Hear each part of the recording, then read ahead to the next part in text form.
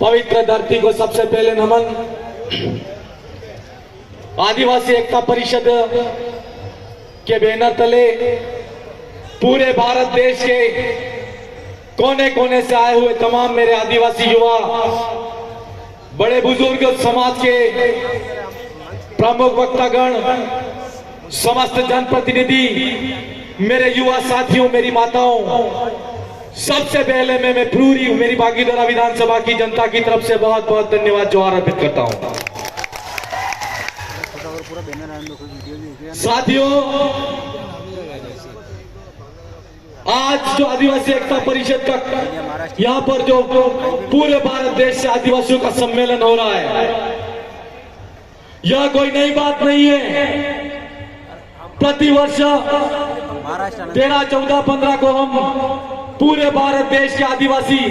एक जाजम और एक मंच पर आते हैं। हम सब तमाम साथी पूरे देश के आदिवासी एकता परिषद के इस कार्यक्रम में एक जाजम पर तो आते हैं, लेकिन जब जिस क्षेत्र के अंदर, पूरे देश के अंदर जहां आदिवासी आते हैं, जहां आदिवासी इलाका है, उस इलाके के अंदर जब हमारे क्षेत्र के हक अधिकार की बात आती है, तो हम अपने अपने झंडे उठा करके फिर से बिखर जाते हैं। इस मौके पर मैं आपसे कहना चाहता हूं कि हमारे दक्षिणी राजस्थान के अंदर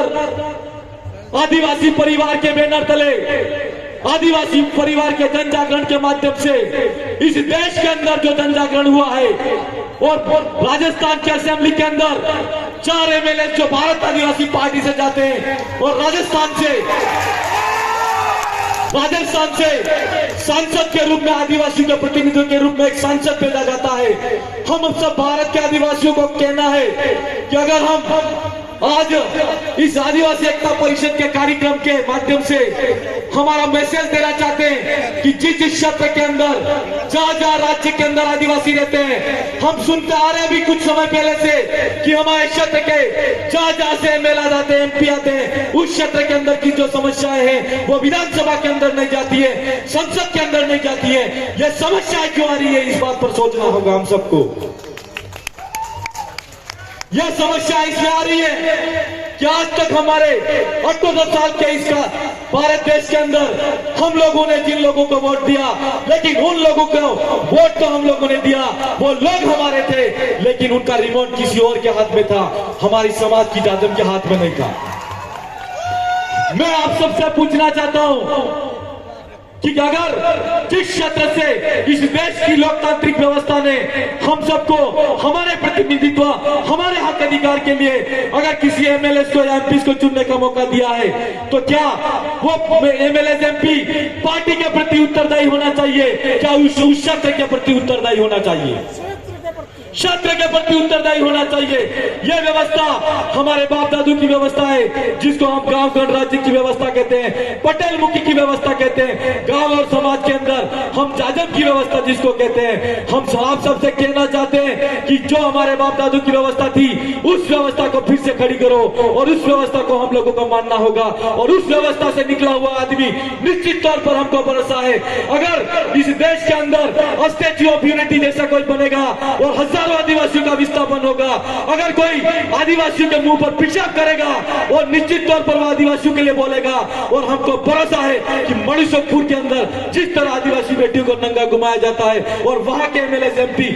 वहां पर अपना मुंह चुप करके बैठे रहते हैं, हम आपसे कहना चाहते हैं कि आज 78 साल हो गए इस देश के अंदर आदिवासियों को हमारा कितने हक अधिकार के लिए उन लोगों ने बोला। आज आदिवासियों को शिक्षा अच्छी नहीं मिल रही है, ये कहा जाता है। हम पूछना चाहते हैं सरकारों से कि आज तक जो शिक्षा आदिवासियों को मिलनी चाहिए थी, वो शिक्षा नहीं मिली। चिकित्सा के अंदर जो सुविधाएं मिलनी चाहिए थी, वो नहीं मिली। आदिवासियों का जो शेड्यूल डिस्ट्रिक्ट एक्ट है, उस एक्ट के अंदर 1874 का जो हमारा संवैधानिक अधिकार है, जल जंगल जमीन का आदिवासियों का अधिकार होना चाहिए था, वो अधिकार आज तक नहीं मिला। हम सरकार से भी हमको पूछना चाहिए, और हम आपसे कहना चाहते हैं कि आज तक 78 साल के अंदर आपने जिन जिन एमएलए एमपी को बनाया है उनसे सवाल खड़ा करो और उनको पूछो कि विधानसभा के अंदर आप गए तो हमारे लिए क्यों नहीं बोले, एमपी बन के भारत की संसद के अंदर गए तो हमारे लिए क्यों नहीं बोले। पूछना पड़ेगा कि नहीं पूछना पड़ेगा,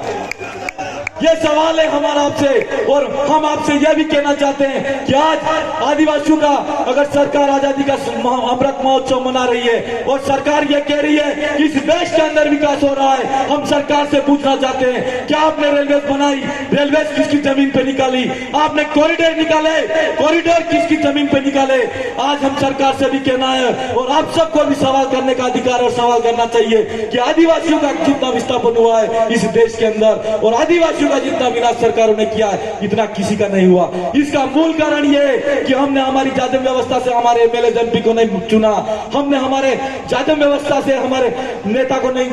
कभी जाजम पर बिठाया, नहीं तो निश्चित तौर पर हमारे एमएलए होते अगर हमारी जाजम से जाते तो हमारी बात करते। हमारा आपसे कहना है कि आज ये लड़ाई फिर से खड़ी करने की जरूरत है और मैं आदिवासी परिवार के आदिवासी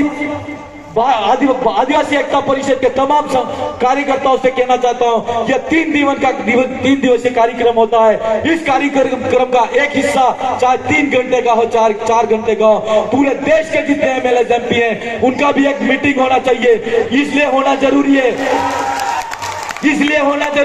कि आप सबने अपनी असेंबली में जितने लोग आप पे विश्वास करके विधानसभा के अंदर भेजा, विश्वास करके आपको संसद के अंदर भेजा, आपने क्या क्या उनके लिए किया यह पूछना पड़ेगा। और इसके लिए आदिवासी एकता परिषद के तमाम कार्यकर्ता टीम को कहना चाहता हूं कि मुझे चिट्ठी आ गई है, लेकिन निश्चित तौर पर मुझे भरोसा है कि आप जिस तरह से दक्षिणी राजस्थान के अंदर एक स्वतंत्र आवाज के रूप में स्वतंत्र रूप से हम लोगों ने हमारे वहां पर कारवा खड़ा किया है, निश्चित तौर पर आगे भरोसा है ये कारवा पूरे देश के अंदर बढ़ेगा। और इस मौके पर एक और बात भी कहना चाहते हैं कि जो दक्षिणी राजस्थान के अंदर हमारे मानगढ़ की पहाड़ी पर संप सभा के माध्यम से गोविंद गुरु के नेतृत्व में आदिवासियों को मारा गया, वो पूरे उस इलाके की लड़ाई नहीं थी। आज हम जिस पानखड़ा की धरती महाराष्ट्र से लगा के मध्य प्रदेश, गुजरात और राजस्थान इलाके के अंदर यह पूरे बिल प्रदेश की लड़ाई है और इस राज्य की लड़ाई के अंदर गोविंद गुरु का सपना था, उस अधूरे सपने को फिर से हमको पूरा करने के लिए एक साथ में एक संगठित होना है और बिल प्रदेश की लड़ाई को बुलंद करना है, यह हमारा आप सबसे कहना है। साथियों एक बात और कहनी थी कि इस क्षेत्र के अंदर हम जब आ रहे थे सूरत और भरूच के अंदर, मैं मध्य प्रदेश की सरकार से या मध्य प्रदेश की सरकार से भी कहना चाहता हूं और गुजरात की सरकार से भी कहना चाहता हूं कि हमारे वहां पर जितने भी भाई गाड़ियां लेके आए, महाराष्ट्र सरकार ने वहां के सब लोगों के लिए टोल टैक्स फ्री किया है। जाते वक्त गुजरात की सरकार हो चाहे मध्य प्रदेश की सरकार हो, हमारी जो भाई गाड़ियां और वाहन लेकर आए हैं उनका टैक्स नहीं लगना चाहिए, नहीं तो निश्चित तौर पर आने वाले समय में को पता लग जाएगा कि आदिवासियों की एकता क्या है। मैं आप सब तमाम साथियों ने और मंच ने और आदिवासी एकता परिषद ने हम सबको बुलाया और अल्प समय में मुझे बोलने का मौका दिया। मैं निश्चित तौर पर अगली बार फिर से मिलेंगे और बहुत ज्यादा जितने भी सामाजिक विचार है और उस पर चर्चा करेंगे। बहुत बहुत धन्यवाद आप सबको। जोहार, जय बिल प्रदेश, जय आदिवासी, आप सबकी जय। तालियां बजाएं कृपया। धन्यवाद विधायक महोदय जी।